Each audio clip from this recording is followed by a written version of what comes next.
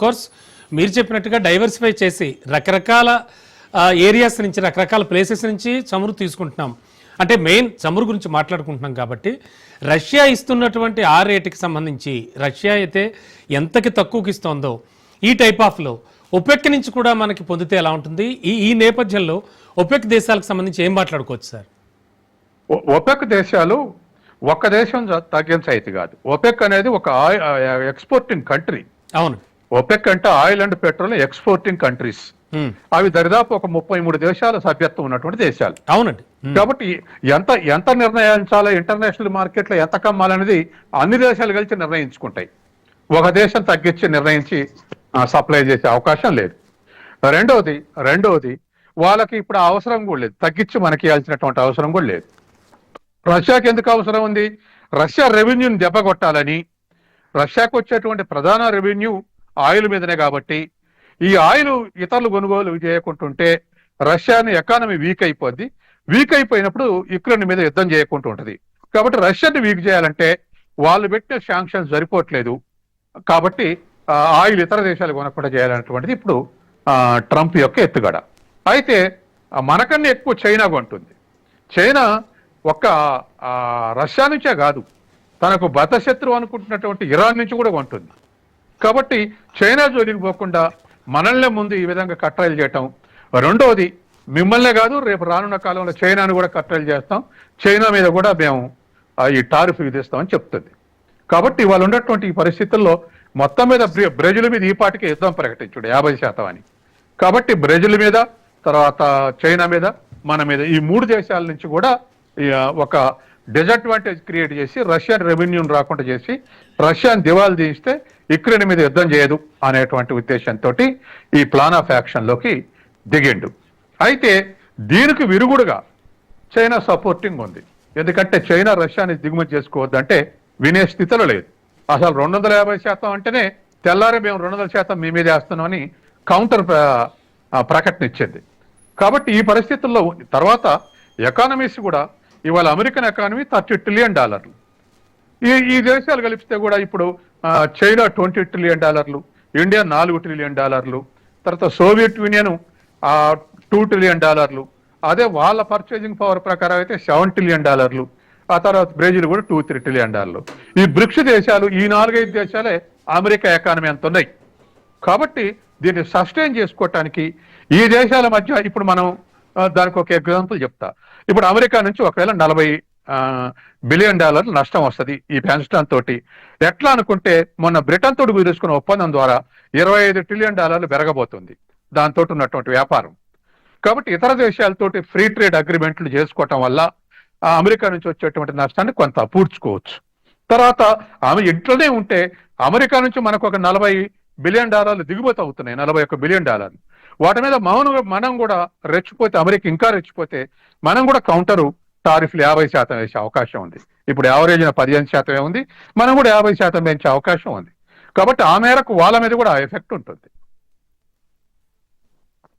చూస్తే కనుక అంటే రష్యా నుంచే మనం ఎక్కువగా కొంటున్నాం అనేది, అండ్ మరోవైపు యుఎస్ నుంచి కూడా మనం తీసుకుంటున్నాం సార్, మనం ఇంతకుముందు అనుకున్నట్టుగా. సో మరి ఈ నేపథ్యంలో ఇప్పుడు ఈ పెరగబోతున్న టారిఫ్లు కానీ, అంటే మరో 25% వరకు పెంచుతాం అనడం కానీ, వీటన్నింటినీ ఎదుర్కోవడానికి భారత్ చేస్తున్నటువంటి పని ఏమిటి? అంటే బ్లూంబెర్గ్ నివేదిక కావచ్చు సార్, ఇవన్నీ కూడా మనం ఇప్పుడు ప్రస్తావించుకున్నాం. మరి ఈ నేపథ్యంలో ఇండియా ఆలోచన ఎలా ఉండబోతోందంటారు? ఇప్పటికే ట్రంప్ బెదిరించక ముందే రష్యా నుంచి 2 రిస్ట్రిక్షన్స్ ఇండియా మీద అలిగేది. ట్రంప్ కోపం వచ్చేది. ఒకటి ఆయిల్ దిగుమతి చేసుకోవద్దు, 2 ఆయుధాలు దిగుమతి చేసుకోవద్దు అనేది. గత 3 ఏళ్లుగా వస్తున్న టెక్నాలజీస్కి అనుగుణంగా డైవర్సిఫైడ్ చేస్తూ గతంలో 2014లో మనం దిగుమతి చేసుకున్న ఆయుధాల్లో 72% రష్యా సప్లై చేసింది.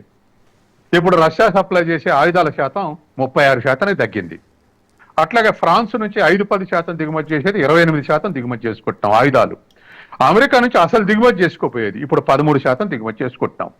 అంటే 2014 నుంచి 24 వరకు ఈ 10 ఏళ్లలోనే రష్యా నుంచి 36% తగ్గించుకొని ఫ్రాన్స్ నుంచి 28%, అమెరికా నుంచి 13% ఎక్కువ దిగుమతులు చేసుకుంటున్నాం.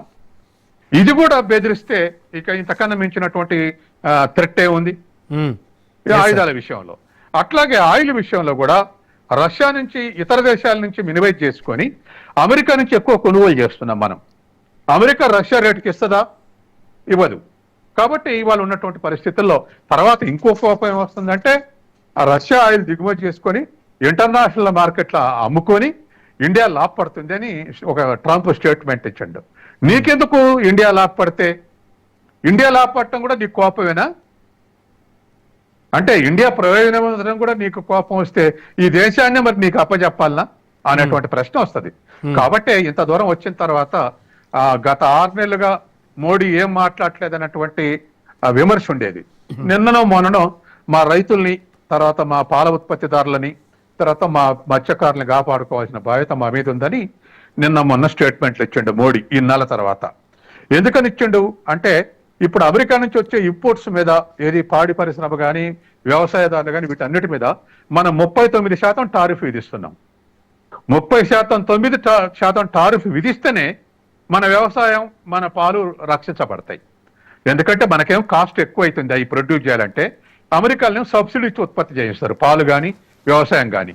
అమెరికాలో రైతులకు అయ్యే ఖర్చుని ప్రభుత్వం భరించి తక్కువ ధరలకు ఉత్పత్తి చేయిస్తుంది, మనకు ఎగుమతి చేస్తుంది. మనం కొలాప్స్ అవుతాం. ఎందుకంటే మన వ్యవసాయదారులకు ఎరువుల సబ్సిడీ తప్ప మిగతా ఏ సబ్సిడీ లేవు. అందుకని ఆ 39% తగ్గించకుండా రైతాంగాన్ని కాపాడాలని గత ఎప్పటి నుంచో ఘాట్ ఒప్పందం దగ్గర నుంచి ఇప్పటి వరకు దరిదాపు 95-90 నుంచి ఇప్పటి వరకు కూడా గత 30 ఏళ్లుగా రైతు సంఘాలు, రైతాంగాలు, రాజకీయ పక్షాలు, పరిపాలించే పార్టీల మీద ఒత్తిడి పెంచుతున్నాయి రైతుల ప్రయోజనం కాపాడుకోవాలని చెప్పేసి. మీరు లిబరలైజ్ చేయంటే రైతు చట్టాలు తెచ్చారు, రైతులు ఉద్యమిస్తేనే వాటిని క్యాన్సిల్ చేశారు. ఇవన్నీ అంతర్జాతీయ ఒత్తిళ్లే. ఇప్పుడు అర్థమవుతుంది కదా సామాన్యులకు కూడా ఎందుకు రైతు చట్టాలకు వ్యతిరేకంగా రైతులు పోట్లాడారనేది. ఇదే పరిస్థితి 39% తగ్గిస్తే అటువంటి పరిస్థితే వస్తుంది. కాబట్టి ఇండియన్ గవర్నమెంట్ నిన్న మోడీ ఛానల్ తర్వాత స్టేట్మెంట్ ఇచ్చాడు, వీళ్ళ ప్రయోజనాలు కాపాడాలంటే మేము టారిఫ్లు తగ్గించామని. గత 6 నెలలుగా అమెరికా ఒత్తిడి ఏంది? 5 times టాక్లో వీటి తగ్గించాలని, వ్యవసాయ ఉత్పత్తులు, పాల ఉత్పత్తులు, రొయ్యల ఉత్పత్తుల మీద టారిఫ్ని 39% నుంచి తగ్గించాలనేది అమెరికా ఒత్తిడి. దానికి తలొక్కితే మన దరిదాపు 140 కోట్ల మందికి మరి పోషకాహారం ఇస్తుంది, 56% మందికి ఉపాధి ఇస్తుంది, ఇప్పటికి కూడా 18% జీడిపి కాంట్రిబ్యూట్ చేస్తుంది. అటువంటి రంగాన్ని పోగొట్టుకోలేక మేము రష్యా నుంచి ఆయిల్ దిగుమతి చేసుకునేది మా మీద రిస్ట్రిక్షన్స్ పెట్టడానికి వీల్లేదు. అది మా దేశంలో మేము ఇంధన సెక్యూరిటీ కోసం దిగుమతి చేసుకుంటున్నాం, యుక్రెయిన్ యుద్ధంతో సంబంధం లేదని చెప్పేసి మన వాళ్ళు కౌంటర్ స్టేట్మెంట్ ఇచ్చారు.